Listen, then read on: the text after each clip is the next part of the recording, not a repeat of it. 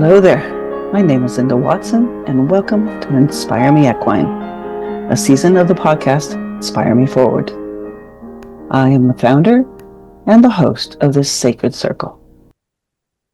Recently, it came into our hearts that equine leadership and Inspire Me Forward should collaborate. Equine Leadership is a publication of short stories sharing the voice and wisdom of the horse. It is now going into its 11th year. Inspire Me Forward, in its 3rd year, is a podcast sharing stories of life and all the pieces that hold it together, even when it might feel like it is falling apart.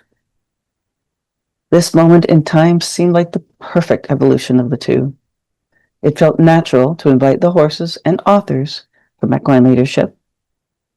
In this space, they will share their own unique ways of bringing the voice and wisdom of the horse to the human world.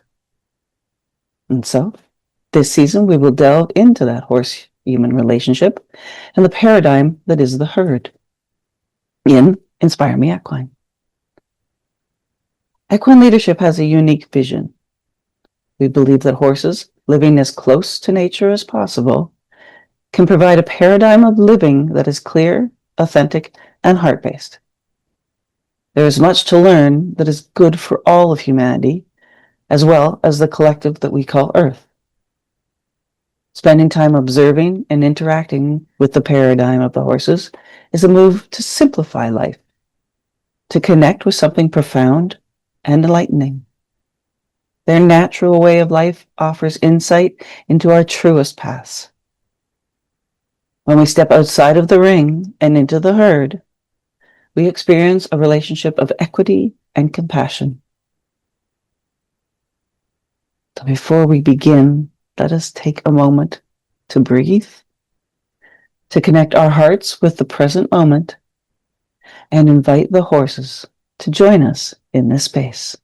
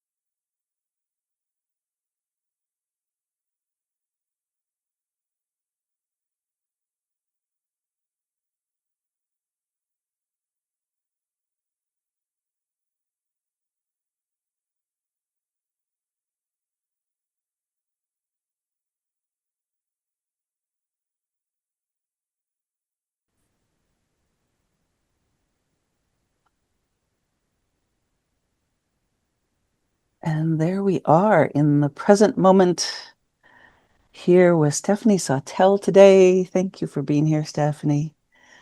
And I feel the horses here, and I'm excited to have a conversation with you. I am so excited to be able to sit and just talk horses and whatever else comes up.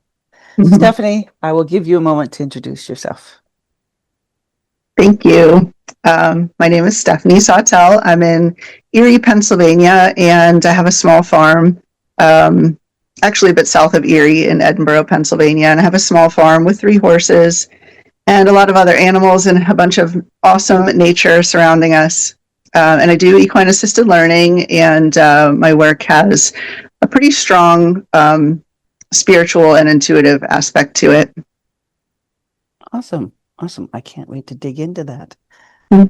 So Stephanie wrote for our 10th anniversary volume last year, and your article was just so... I say article, I'm going to go back and forth between article and story, as last year we just flipped to publishing on Amazon, and they don't allow magazines which have articles, so you'll hear me say article and story, but intertwined.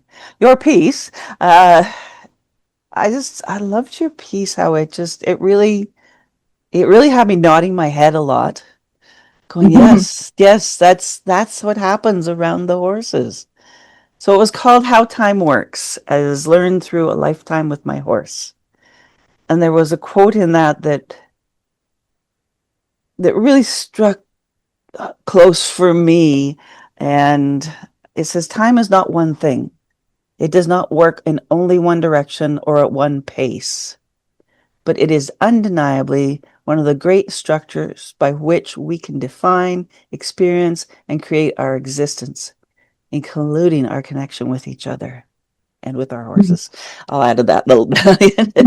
And it's so many, I love that because there's so many times when I'm out in the field with the horses and time disappears or folds in on itself.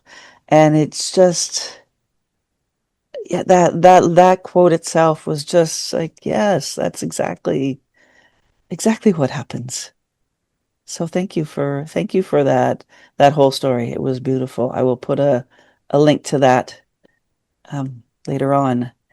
But let's get right in here, and I'd love to hear about a memorable moment with a horse.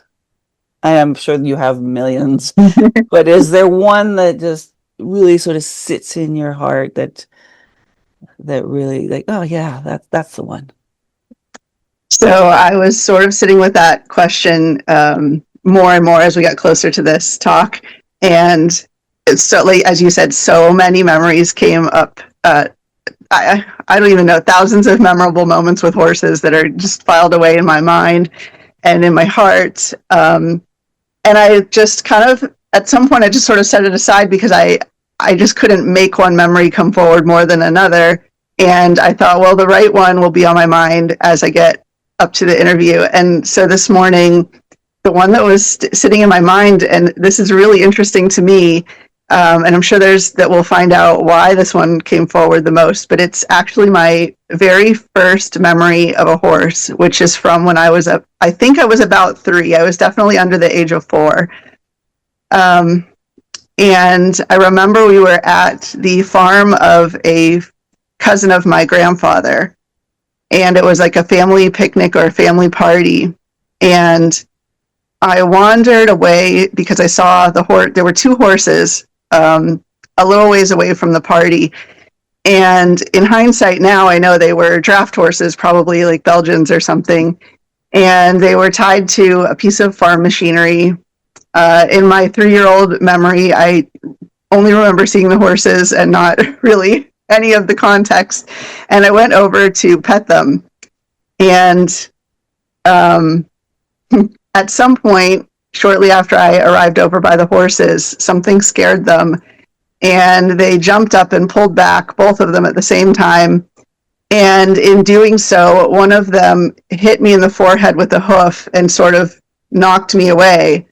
And being the big horses that they were, they also pulled this piece of farm machinery up and towards them. And I don't know exactly what happened after that. I don't know if they broke free from it or if they dragged it away, but they went running either with or without the machinery. And I remember, my parents taking care of the bump on my forehead, and I've thought about that moment so many times because in my 3-year-old brain, I didn't attach any fear of horses to it or anything. I just remember wanting to know where the horses went and could I go pet them again and could I go see them again, even though I had just had, I guess, what would have been a scary experience, although I don't remember the fear associated with it. So that's the memory that came up most strongly this morning was just that one.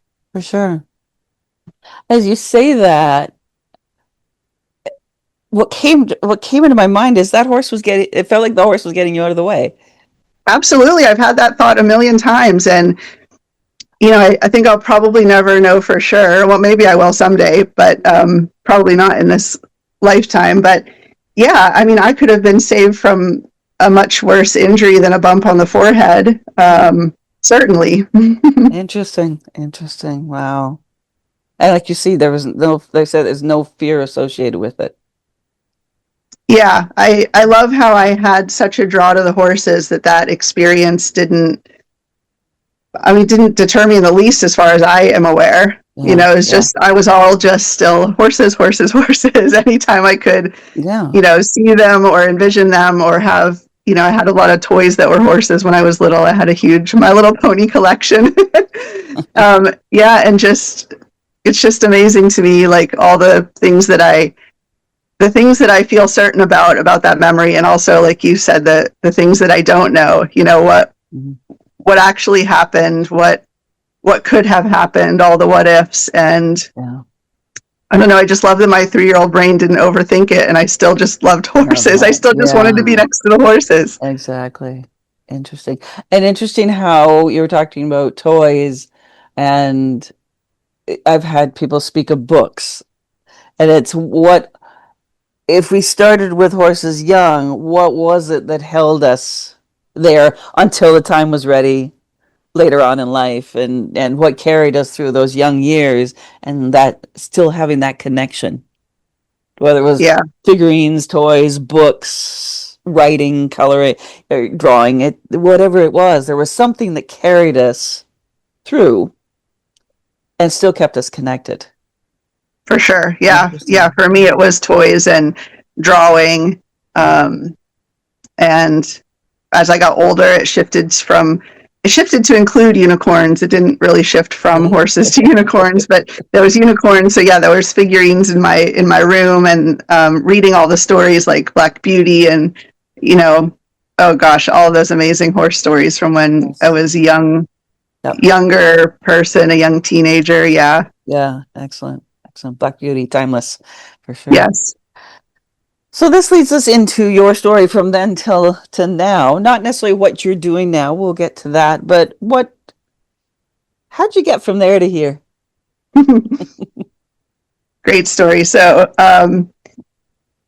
yeah, so my fascination with horses never left me from that time, and as we mentioned, just keeping the horses in my life through stories and my imagination and drawing, because we didn't have horses. My family didn't have horses when I was growing up. Nobody in my immediate family ever had any particular interest in horses, so that wasn't a part of our household except for what I brought into it. And eventually, I remember talking my parents into exploring that I could get some horseback riding lessons when I was I'm going to say when I was about 12.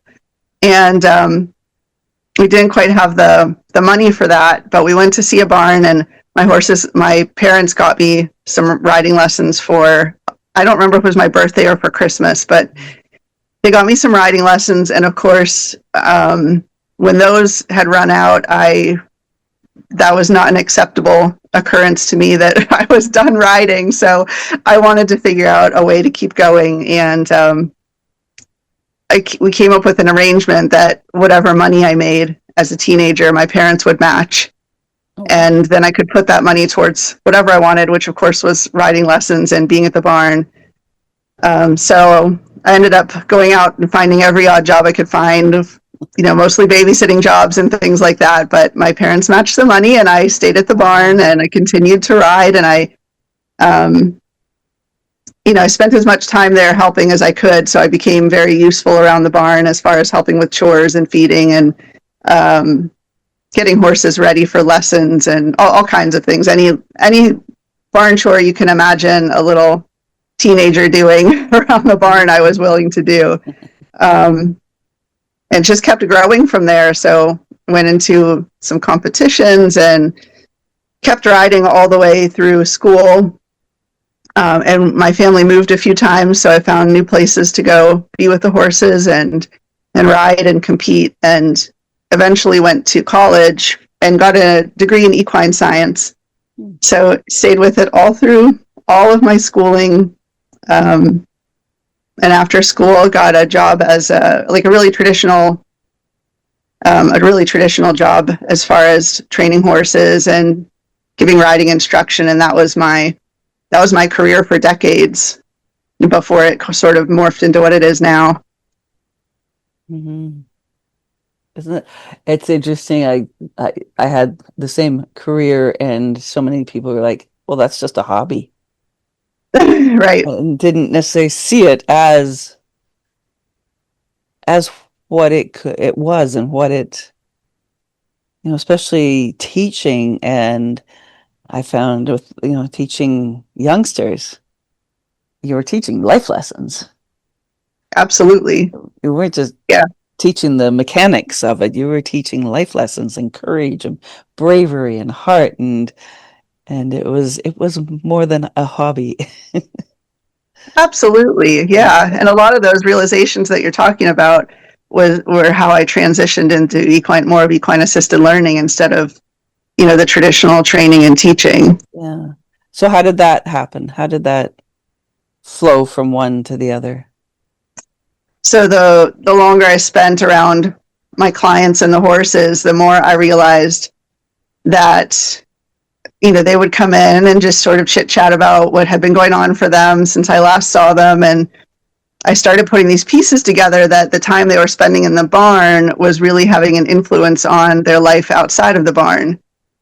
And I just thought the more I listened, the more I heard, and the more interested I got in how this was affecting basically their whole lives, their relationships, their alone time, their work, their play. And I realized that there were some people coming to the barn for different reasons other than learning to ride. To me, anyway, that was my perception, was they didn't really seem to have many goals as far as progressing in their riding. They didn't have dreams of competing. They literally just wanted to come and spend some time with the horses, and whatever happened while they were at the barn happened, and they really didn't even have much expectation beyond just enjoying their time with the horse. And I think in a lot of ways, those were the people that were taking the most home with them as far as their horse experience affecting other parts of their lives.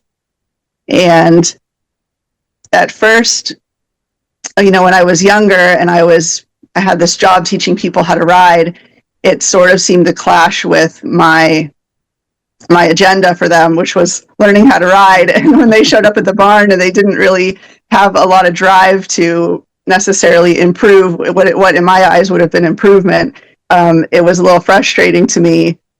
But then, again, like I said, the more I listened, the more I heard, the more I realized that what they were getting out of it was different than what I maybe thought they should be getting out of it. But it wasn't any less valuable, and a lot of times it was more valuable.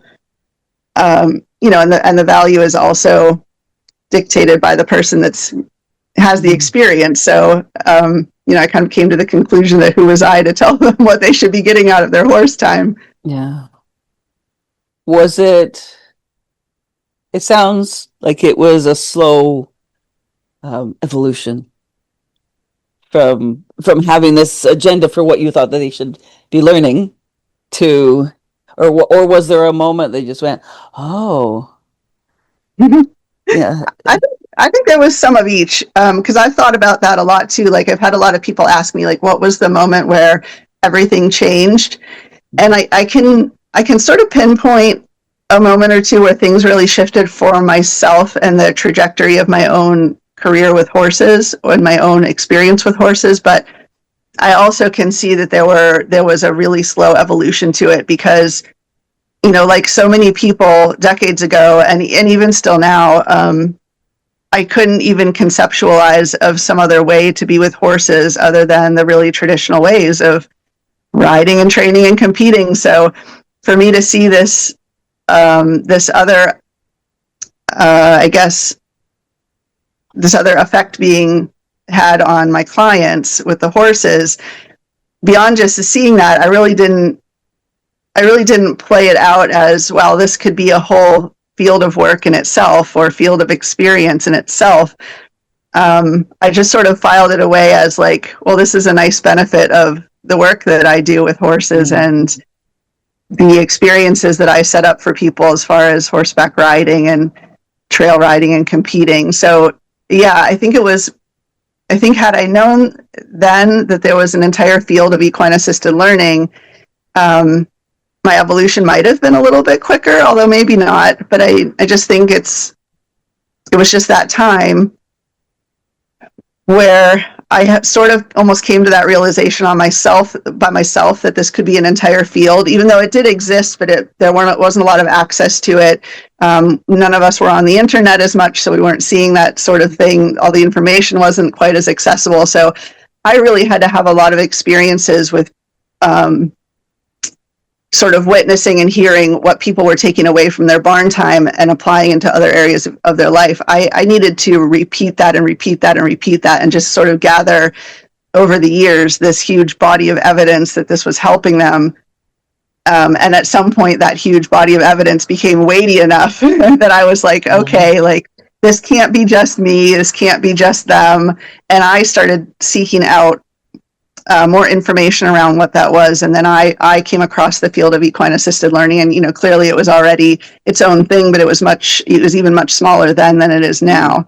So I think that was part of what played into that slower evolution of it, was just that information was not even within my awareness at that point as something other than what I was experiencing randomly with certain clients in the barn every week.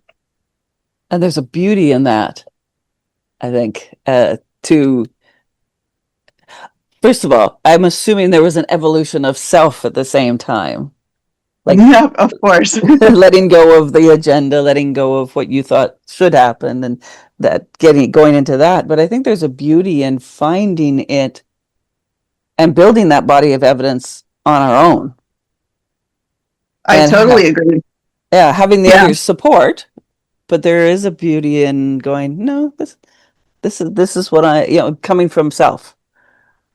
Absolutely. Yeah. I think it's, especially for someone like me, I'm quite intuitive and empathic, so I can be influenced by outside things quite a bit. And I think it was really great that I had all that experience, just sort of in my own bubble for a while, because I wasn't having anybody from the outside, or any person, any article, any video telling me, this is what it's called, this is what you can label it, these are the outcomes that you can expect. I didn't have any of that sort of told me how to think or how to define any of it. So it just came to me, or so organically, and I'm so thankful for that, because you're just not going to deny your own experience when you're seeing those things day after day after day after day, and you don't need somebody else to tell you that they're true or that they're valuable.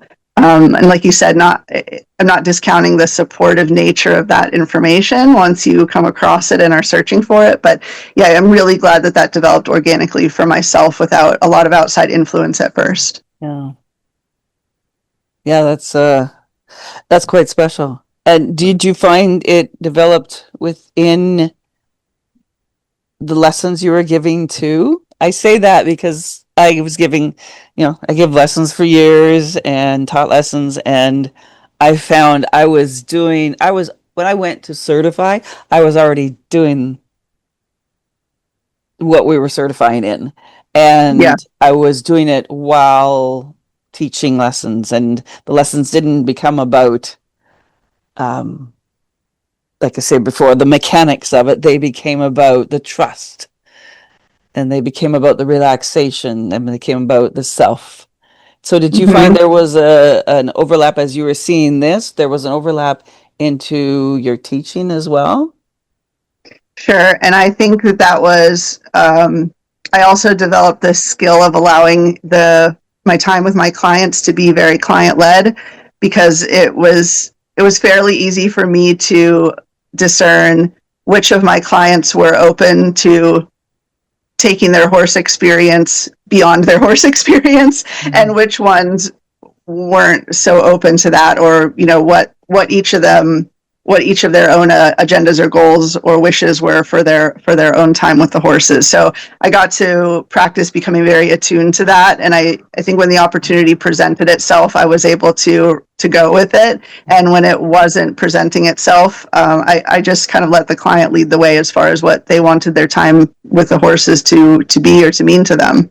Yeah, nice.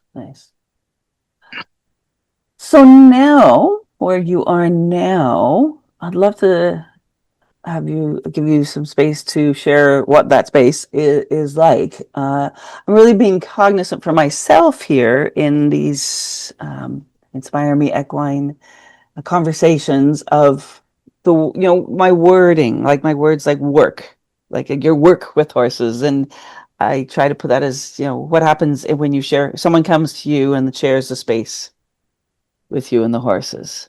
But what What do you do now? Do you have specialties? What can someone expect when they come there? Oh, so my time with the horses now, it doesn't feel much like work anymore. So I'm thankful for the shift in the wording. Um, it's really a 180 from where I was before. And I expect, as with any sort of pendulum swing, I might eventually land back the other direction or somewhere in the middle. But right now, I think I'm about as far to the other end of things as I was a couple decades ago as I could be. And it's so much more about being in the moment, being present, showing up for what is. And it's very, very little about the goal or the outcome or an agenda. And every once in a while, I come to a place where the agenda and or a goal and the being kind of mesh very nicely, but that's few and far between right now.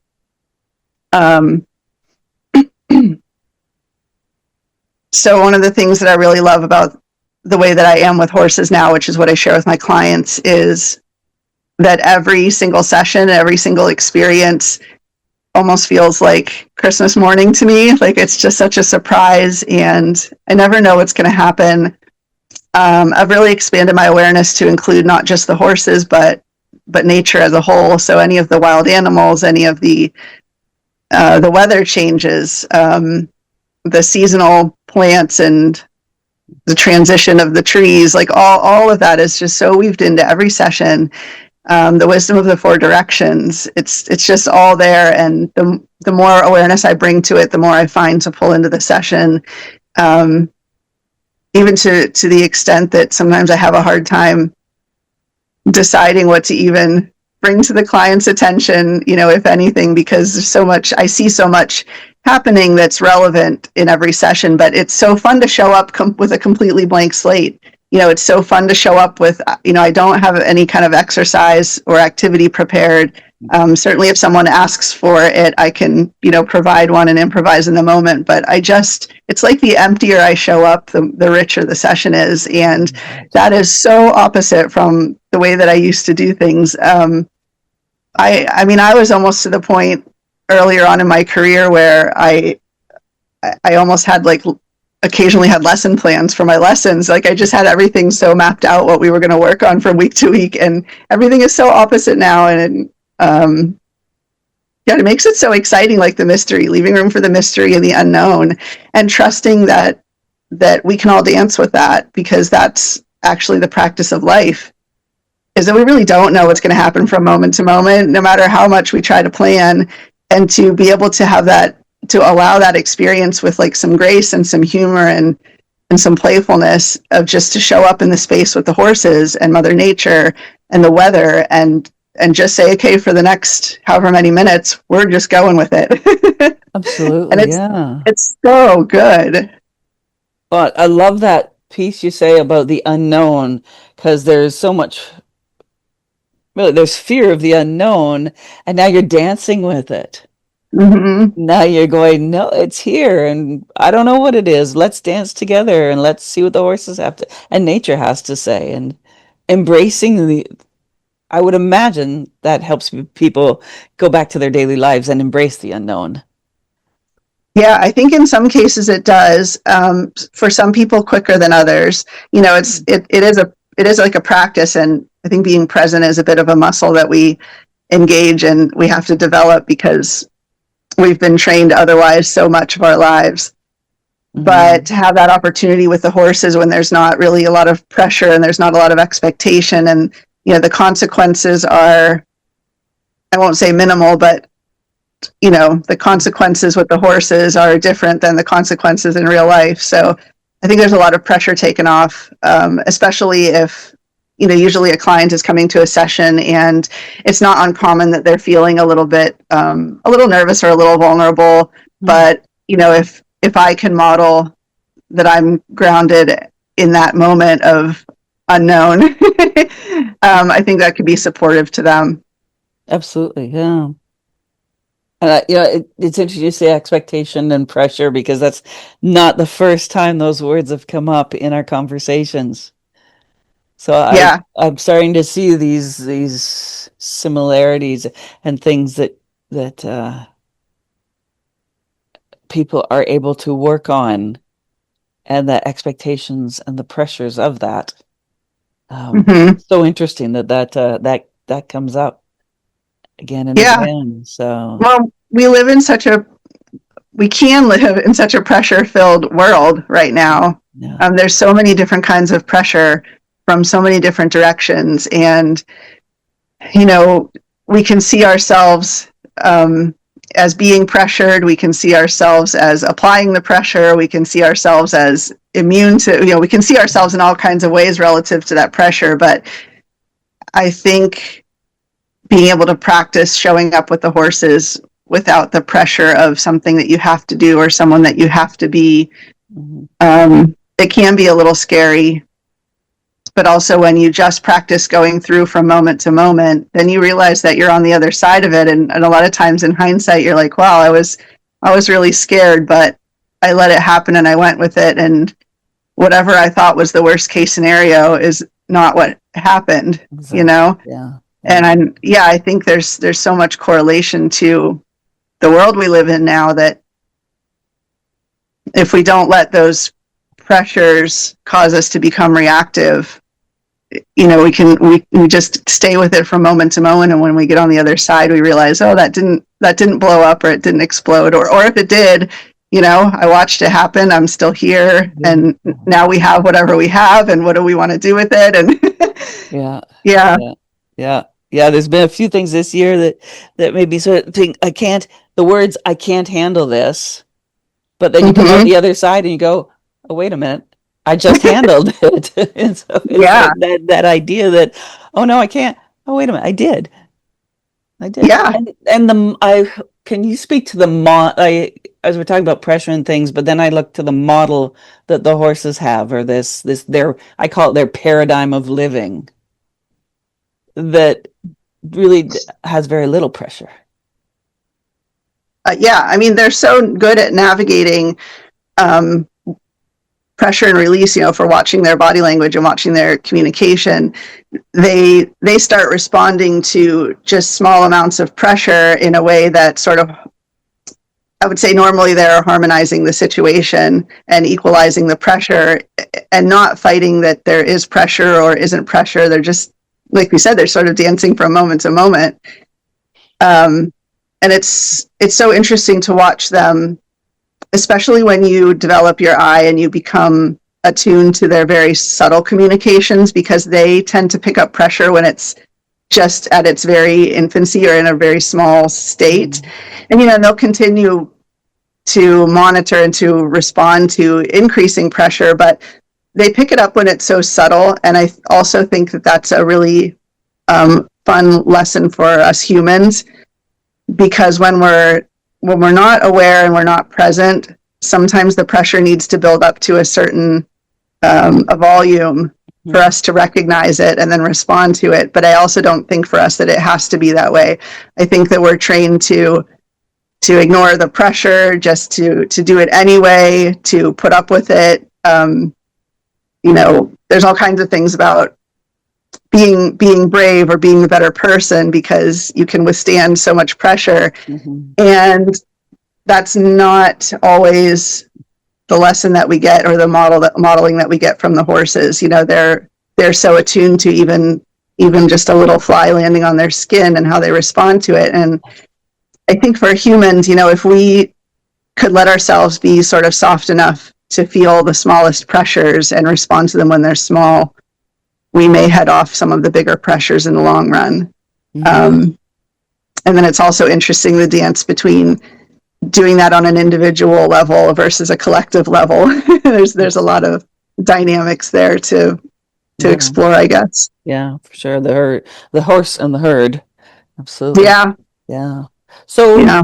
you do private sessions and then you do some group sessions or Yeah. workshops? Yeah. What Yeah. do you Yeah. specialize at all? Um, Not really. I'm so open. If somebody comes to me with an idea, I'm totally happy to to discuss it and see what we can come up with that works for everybody. I would say most of my work is one-on-one. I do some small groups, some corporate, I've had some groups of caregivers out, and I also do classes like, it's varied. We'll do some yoga with the horses. We'll do meditations. One of my favorites lately has been, we'll do a shamanic journey with the horses. Nice. That's been a lot of fun, and so many interesting experiences have come from that. And we'll also do like a plant walk around the farm with an herbalist. So yeah, I do a lot of fun group things that sort of center around, wellness and mindfulness. And I would say those are at the core of it. And it just comes through in different ways, whether it's a meditation or Reiki or a sound bath. Nice. Nature is its own sound bath, eh? Oh, that's very true. Very, very true. And, I think through all of those experiences, people may come because they're familiar with meditation and they think, oh, well, that's different to be outside and with the horses. And almost invariably while they're here, they will have some like one-on-one interaction with one of the horses in my herd that really opens their eyes to what's available through like a private one-on-one session. They might get a little glimpse of it within a group experience, like a meditation. And then once they have that little experience, because that's what it really is the experience. You can only tell somebody about this work so much, and no matter how well spoken or how well written you are, the experience doesn't sit with them the same way until they actually have it themselves with their own sensory awareness. So, when they come for a group experience like that, they usually leave with at least a hint, if not something way more obvious than a hint of what could be possible if they came for a session on their own. Absolutely. Yeah, 100%. So if a client, would you have a client story to share? Obviously not using names, but. Yeah. Again, about 1 million stories went through my mind. And I can't hardly pick which one to share because they're so varied and so amazing. But again, this was the one that was most present in my mind this morning. It was, I had a client show up for a private session, and they had been here several times. And when I checked in with this person first thing in the morning, they said what they were showing up to the session with was this resistance to and this frustration with some of the extremely positive people that they had been spending time with, and that their positivity seemed unrealistic to this person. And that was annoying and frustrating because they thought that the other people around them weren't being realistic about the nature of life, that there was good and bad, and all they were concentrating on was the positive and the good. And so this was irritating to this person. And she kept using this term that these people, and I might have it a little bit wrong, but something to the effect of these people were the rainbows and butterflies people. And that was all they saw was rainbows and butterflies, and they didn't see the bad things actually happened, and the real state of the world and the circumstances that everybody was in. And so as she's talking, of course, in the sky there comes this huge rainbow right over the farm, and it was in the eastern sky. And so she had her back to the direction of the rainbow, and I was facing her and the rainbow, and I'm just looking at this rainbow emerge out of the sky as she's talking about her rainbows and butterflies people in her life that she's so irritated with. And one of the horses, the one that she was feeling quite connected to that session, actually moved himself in such a way that to spend time with him, she had to face the east where the rainbow was. And it caught her eye, so she turned to spend some time with this horse, and the sky caught her eye, and the look on her face, I don't even know if I can describe it, but I would say it was something like, she had some eye rolls, and she didn't even find it funny that this huge rainbow had appeared and that the horse had sort of positioned her to face it. If she really wanted to connect with him and spend time with him, she almost couldn't help but see this rainbow. And I don't know, that whole thing just was so amazing to me, that horse. I have so many, as with so many things, I have so many questions. Did the horse see the rainbow? I don't know. Was it a coincidence that he, positioned himself in such a way that she was inclined to turn around and see what was in the sky, and that he was just so still and present for her, and the connection they had, and what the horse was providing to the client throughout a few different sessions, not just that session, but was so supportive to her in actually facing what that rainbow represented to her. Mm-hmm. And just the whole thing was just so profound. Just a really cool example of the weaving together of the Mother Nature, the weather, the horse, the client, and I was just kind of witnessing all of it with such amazement. And at one point, I remember the client saying, that rainbow's going to stay there till I leave this property. and Yeah. I said, well, I guess we'll see. And sure enough, it faded literally as her car was pulling out of the driveway. So, and I took a picture of the sky right after she left, and I sent it to her. I said, you were right. You pulled away and the rainbow faded. And it was just such an experience. You for people say it, you can't make this blank up. You just, No. there's no way in life that you can. And that's a lot of what we do with the horses. There's a lot of science behind it, but there's so much magic behind it. Yes. And something like that's unexplainable. Oh yeah. Yeah. And I, like I said, I have a million stories like that. Are you okay if I share another? Absolutely. Yep. Good time. Yeah. There was another client that came, and in the course of the session, this was a little bit more recently than the rainbow story, but in the course of the session, the question, that famous question of, if a tree falls in the forest, does it, and nobody's there to hear it, does it make a sound? Yeah. For some reason, and I can't even remember why, but that question came up because it was relevant to something else that was going on in the client's life. And as he was talking about it,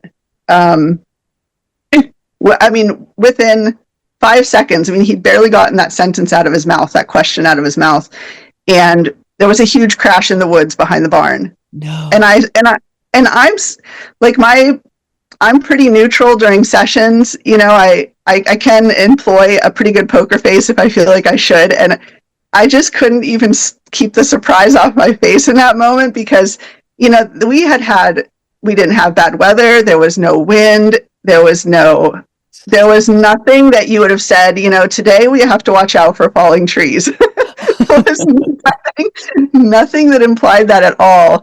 And as soon as he talks about the tree falling in the forest, a tree fell in the forest right next to the barn. And, I said, did you hear that? And he said, yeah. And I said, I think a tree fell in the forest. And so, we actually left the paddock.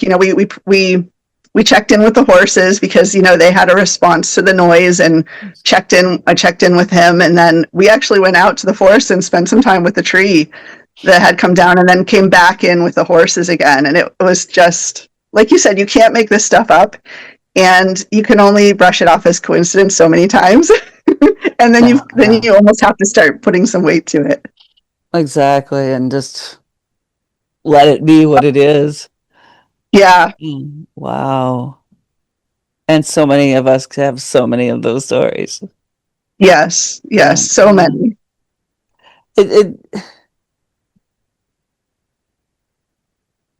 Do you come to expect it? Yeah, that's a great question. I don't yet. I think that I've come to be excited about it when it happens. I don't expect it. But I also know that anytime you're looking for something amazing, you can find it. So I almost just trust that if you want something amazing and you just stay in the moment, that you're going to experience it. But no, I don't expect it, but at the same time, I know that it's always there. So like, there's nothing, you almost don't need to expect something if you trust that it's always there. So Okay. that's a little bit of, I don't know, like, I don't know what the word is, but it's, yeah. Yeah, yeah, that's yeah. Wow, yeah. And it's as soon as we start to expect things, that's when they don't happen. Yeah. And I think part of that is because when you expect something or you have such a longing for it, really in part of your energetic makeup is the lack of it. And then sometimes I think that's what shows up more as the lack, because wanting something or expecting something is dependent on the fact that you don't have it currently. And so the lack of it in your awareness is sometimes stays your reality until you perceive differently, if that makes 100%. sense. Oh, no, that's and that leads me on to the a very common thing is touch and touching horses and seeing that as the only way that a horse can offer love. And seeing many people go to the horses and the horse doesn't come over and offer a shoulder or a neck or a nose to touch, and it's like, oh, they don't love me. And there's that Yeah. expectation, and the moment that the light sort of their heart lightens up and goes, but love can come in so many ways. And Yes. Yeah. That's great, because I do see that a lot, especially when people are just spending their first session or two with the horses, and they do sort of come in with the expectation that the horse might be like their dog at home or their cat at home, that it wants to cuddle and be physically touching. And it's not uncommon also that the client jumps to a very black and white view of that, like the horse likes me or the horse doesn't like me. And it's then at that point, then the opportunity presents itself to sort of explore the gray area in there between, what is in between like and not like, and how do you know that it's like and not something else, or it's a dislike and not something else, because those are the labels that we give that behavior to a species that doesn't speak the same language or have the same social norms or relationship norms that we have. So it opens up a huge door to see things in a different way, and to also just look at the horses and say, well, how often do you see them touching each other? It certainly is not as often as we see like ourselves touching our dog or petting our cat. So yeah, that's a really common dynamic that plays out usually fairly early on in my work with my clients. absolutely, yeah. Because I think once it's dropped, once it's sort of let go, then the door opens to, like you say, explore all these other along that continuum, like to explore all these other ways of um, communicating and feeling that love.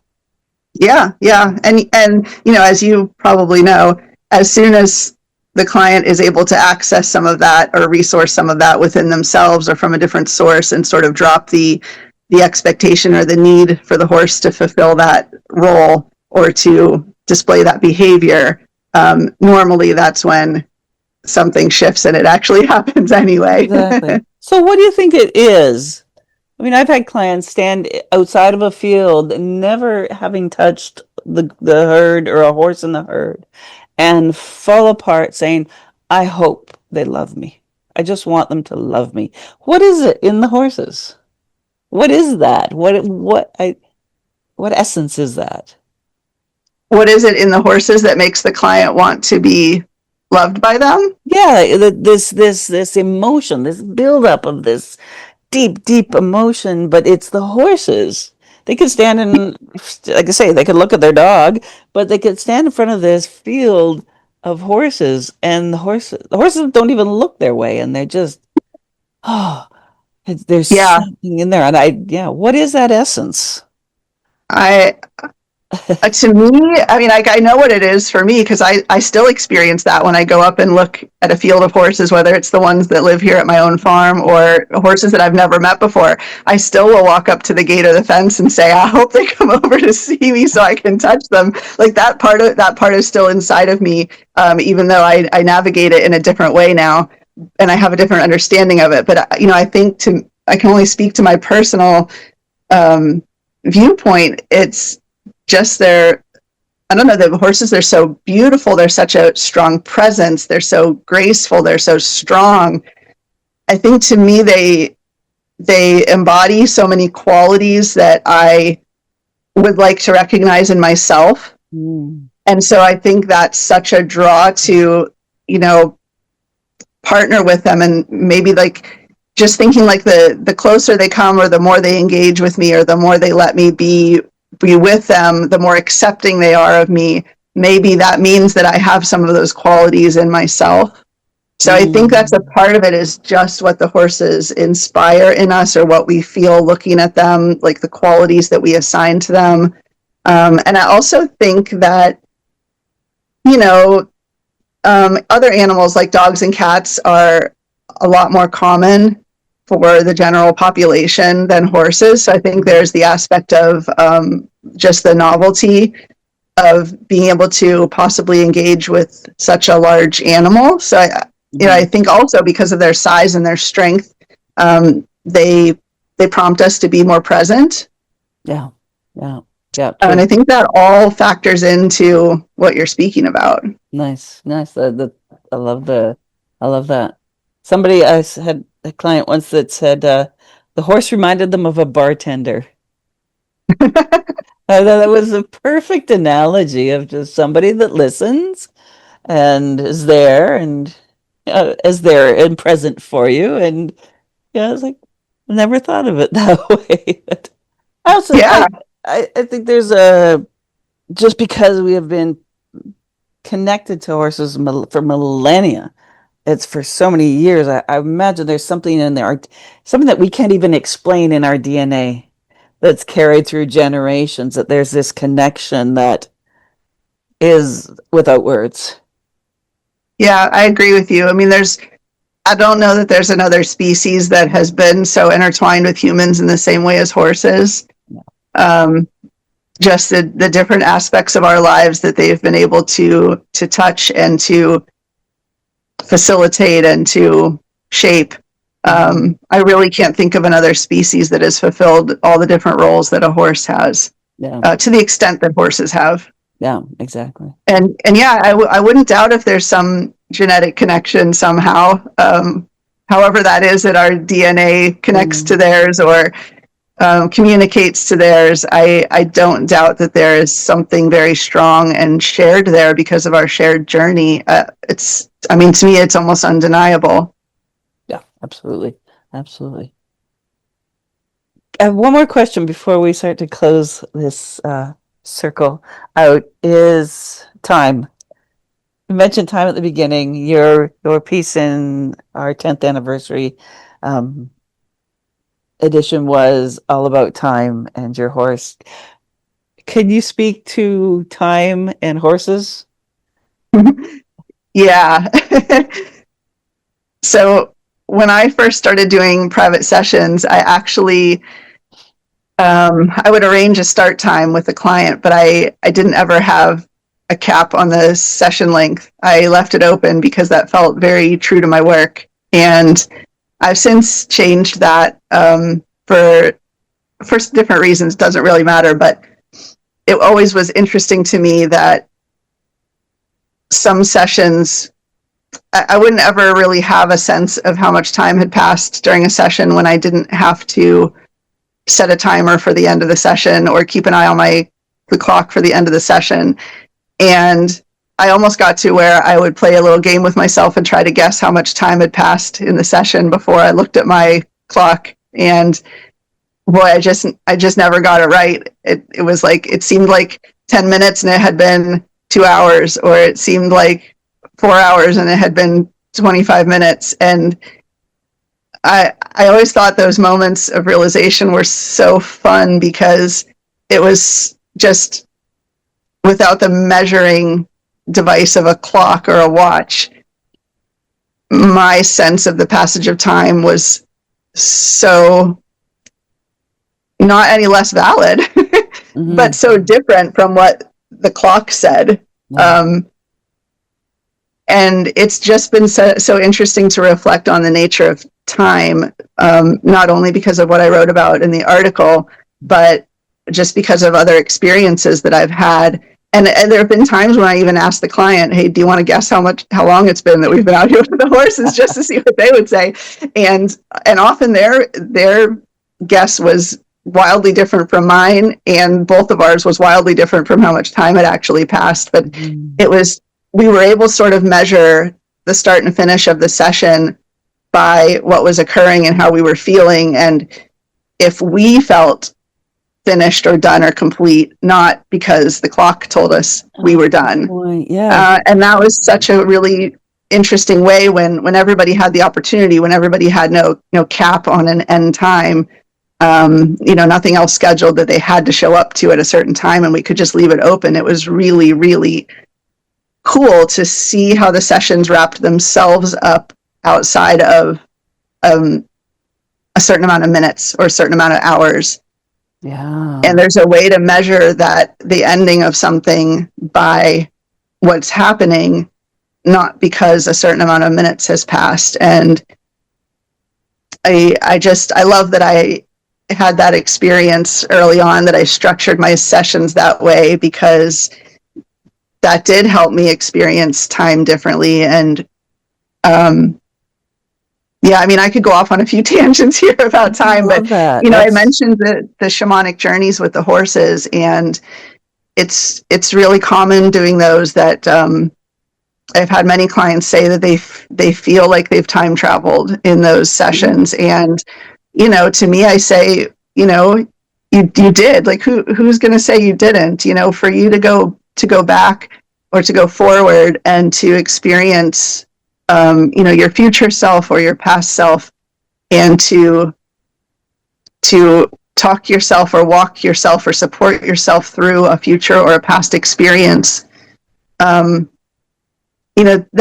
so valid to me, and it's so proven by my clients' experiences and by my own experiences that I don't even need somebody to tell me time travel is not possible or something like that. And I said, well, we do it often, so I don't know what you're talking about.